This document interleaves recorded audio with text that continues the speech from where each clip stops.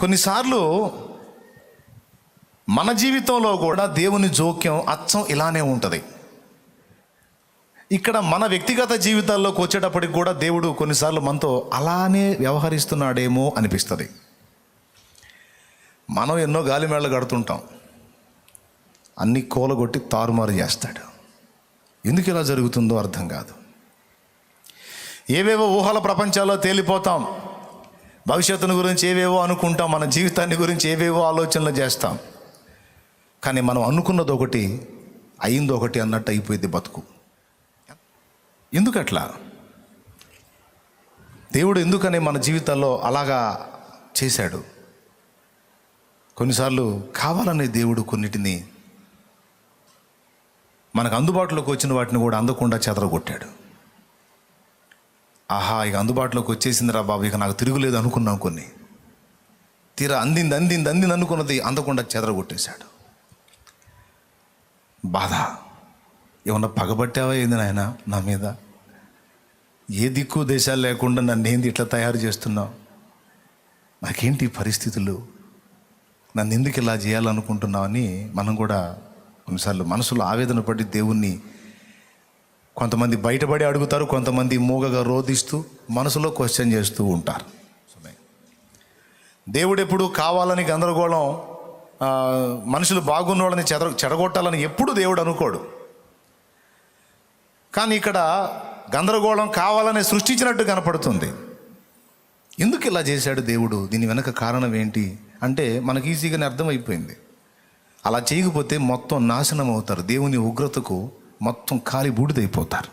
దేవుని నాయకత్వం కాక మరో 2 నాయకత్వాలు ఉన్నాయి. ఒకటి సైతాను నాయకత్వం, 2 మన సొంత నాయకత్వం. కొంతమంది సైతాను దయ్యపు నాయకత్వంలో ప్రయాణం చేస్తూ ఉంటారు. సైతాను ఏ బుద్ధి పుట్టిస్తే ఆ బుద్ధిలో ప్రయాణం చేస్తూ ఉంటారు, పరిగెత్తుతూ ఉంటారు. కొంతమందికి స్వబుద్ధిని ఆధారం చేసుకొని పరిగెత్తుతూ ఉంటారు. సామెతల్లో చెప్పాడు, నీ స్వబుద్ధిని ఆధారం చేసుకొనక నీ జీవితం, నీ బ్రతుకంతటి మీద పరిపూర్ణ అధికారం దేవునికి ఇయ్యి, అప్పుడు నువ్వు అన్ని విషయాల్లో వర్ధిల్లుతావనే మాట సామెతల్లో చెప్తాడు. సాతాను నాయకుడిగా మనల్ని ఏలే అవకాశం ఉంది, లేదా మనల్ని మన స్వబుద్ధిని ఆధారం చేసుకొని ఏలుకునే అవకాశం ఉంది. వాళ్ళలాగా వాళ్ళను చెదరగొట్టిన అదే దేవుడు నీ జీవితంలో, నా జీవితంలో, మన జీవితంలో కూడా అచ్చం అలానే జోక్యం చేసుకునే అవకాశం 100% ఉంది.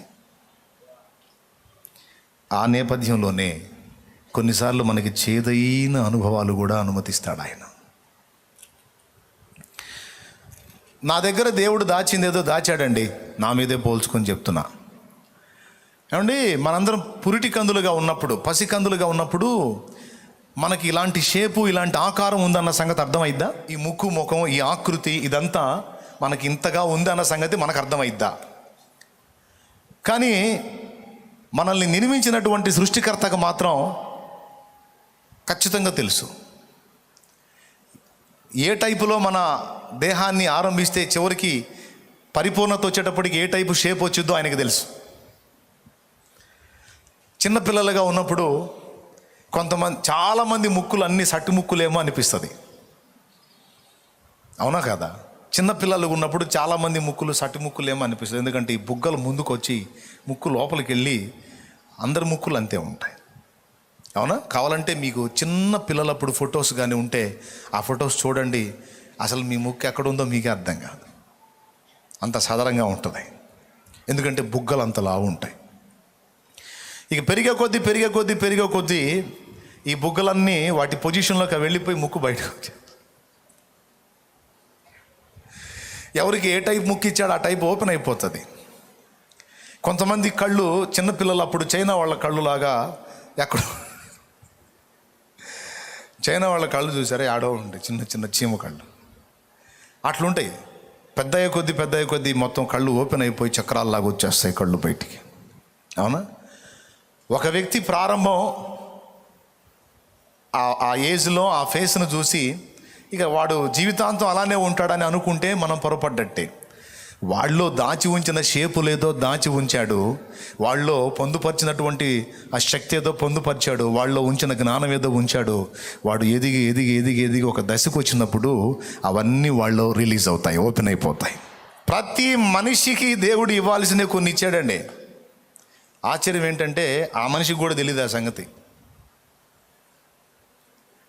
తమ వాళ్ళకి తెలియదు, ఆ మనిషికి కూడా తెలియదు. నీలో దేవుడు ఉంచిన శక్తి ఏదో ఆయనకే తెలుసు. రెండవది, కొద్దో గొప్ప సైతానుకు తెలుసు. సైతానుకు తెలుసు, కొంత అవగాహన ఉంది. పూర్తిగా దేవుడంతా తెలియకపోయినా కొంత అవగాహన ఉంటుంది వాడికి. అందుకే మోషే లైన్లోకి వచ్చినప్పుడు మోషేని పసికందుగా ఉన్నప్పుడే చంపేయడానికి ప్లాన్ చేశాడు. మోషే పుట్టినప్పుడు ఎలాంటి ఆజ్ఞ జారీ చేశాడు? ఐగుప్తు దేశంలో ఉన్న ఇశ్రాయేలు మగ పిల్లలందరినీ నైలు నదిలో పడేయమని ఆజ్ఞ జారీ చేశాడు. ఒకవేళ మోషే తల్లి కూడా మిగిలిన తల్లుల్లాగా జమ్ము పెట్టెలో కాకుండా నైలు నదిలో పడేస్తే మోషే కూడా ఆ పసికందుగా రక్తపు ముద్దగా మొసళ్ళకు ఆహారం అయిపోయి ఉండేవాడు. అంటే మోషే పరిస్థితి దేవునికి తెలుసు. తర్వాత సైతాను గాడి కూడా కొంత తెలుసు, అందుకే చంపేయాలని చూశాడు. ప్రభు అయిన యేసుక్రీస్తు విషయంలో కూడా అచ్చం అంతే జరుగుద్ది. పసికందుగా ఉన్నప్పుడే ప్రభువుని కూడా చంపేయాలని హేరోదును ప్రేరేపించి వాడు కుట్రబన్నాడు. తెలుసు కదా మీ అందరికీ. అలాగే దేవుని సృష్టిలో ఉన్న వ్యక్తులమైన మనందరి విషయంలో కూడా దేవునికి తెలుసు మనకేమేమి ఇచ్చాడో, ఎంత పవర్ ఇచ్చాడో. దయ్యంగాడికి కూడా కొంత తెలుసు.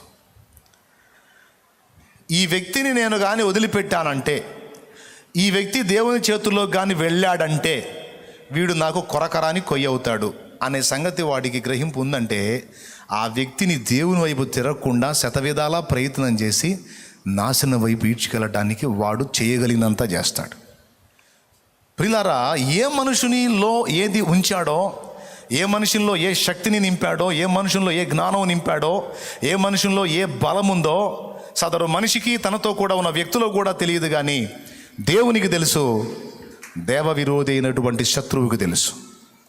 అందుకే దేవునికి పనికొచ్చే పాత్రలన్నిటినీ ప్రత్యేకంగా గురిపెట్టి వాడు దారి తప్పించడానికి వాడు చాలా యత్నాలు చేస్తూ ఉంటాడు. దానికోసం లోకంలో ఉన్న ఆకర్షణలన్నిటినీ నీ ముందుకు తీసుకొని రావడానికి ట్రై చేస్తాడు వాడు. ఎందుకు తెలుసా? నీ ప్రయాణాన్ని వాడు ఆటంకపరిచే విషయంలో సక్సెస్ కాగలిగితే నీకున్న జ్ఞానం, శక్తి, నీ బలం, దేవుడిచ్చినటువంటి కృపలన్నీ కూడా శాపగ్రస్తమైన వాటికి నువ్వు వాడునట్లు వాడు నిన్ను దారి మళ్లించడానికి విఫలయత్నం చేస్తాడు వాడు.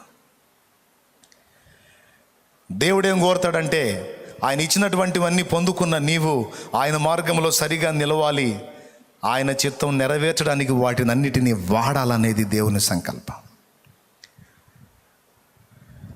దేవునికి తెలుసు. మనకేమి ఇచ్చాడో మనకు తెలియదు, మనతో కూడా ఉన్నవారికి కూడా తెలియదు. ఈరోజు ఇక్కడ మనందరం ఇంతమంది ఉన్నాం. ఎవరికి ఇవ్వాల్సిన కృప వాళ్ళకి ఇచ్చాడు, ఎవరికి ఇవ్వాల్సిన శక్తి వాళ్ళకి ఇచ్చాడు దేవుడు.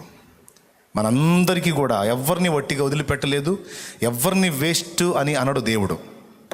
ఒక్కళ్ళనంటే ఒక్కళ్ళని కూడా వీళ్ళు వేస్ట్ అన్నాడు. ప్రతి మనిషికి ఇవ్వాల్సిన దేవుడు ఇచ్చాడు.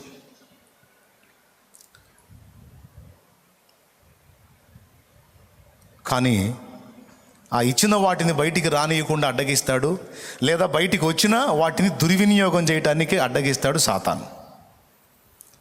ఇప్పుడు రెండు చేయాల దేవుడు. మనకిచ్చినవేమో అవి వ్యక్తపరచబడాలి, అవి కూడా దేవుని చిత్తము నెరవేర్చడానికి వ్యక్తపరచబడాలి. ముందేవాడు దారి మళ్ళించే కదా, ముందేవాడు వాడి ఆలోచనలు మనకు నేర్పి వాడి ఆలోచనల చొప్పున మన దారిని వంకలొంకలు తిప్పే కదా. లేదా మన స్వబుద్ధే మన దారిని మళ్ళించే కదా. మరి ఇలాంటి టైంలో దేవుడు ఏం చేయాలి? ఖచ్చితంగా దేవుడు దిగి రావాలి, నీకు బాబేలు అనుభవాన్ని రుచి చూపాలి. ఓకే, ఖచ్చితంగా వాడు నీ మార్గాల్ని దారి మళ్ళించకుండా దేవుడు జోక్యం చేసుకొని నిన్ను అడ్డగించాలి, ఆటంకపరచాలి. రెండు కార్యాలు జరుగునట్లు నీకు ఒత్తిడి పుట్టించాల దేవుడు.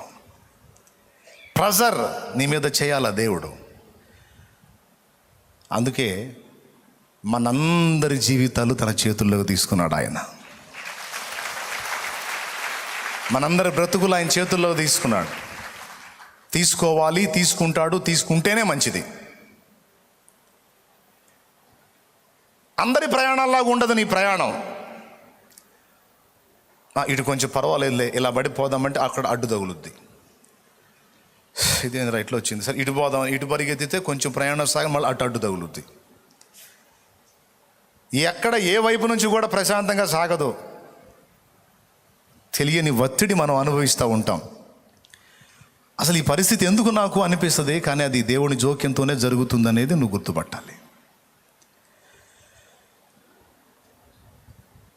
2 కార్యాల కోసం. ఒకటి, దేవుడు నీలో దాచి ఉంచినవేవో బయటికి రావాలి. 2వది, అవి దేవుని కొరకు వినియోగించబడాలి. సమాజ హితవు కొరకు, లోకక్షేమం కొరకు అవి వాడబడాలి. ఈ 2 ఉద్దేశాలను బట్టి తన భక్తుల జీవితాల్లో కావాలనే దేవుడు కొన్నిసార్లు బాబెలు అనుభవాన్ని తీసుకొస్తాడు.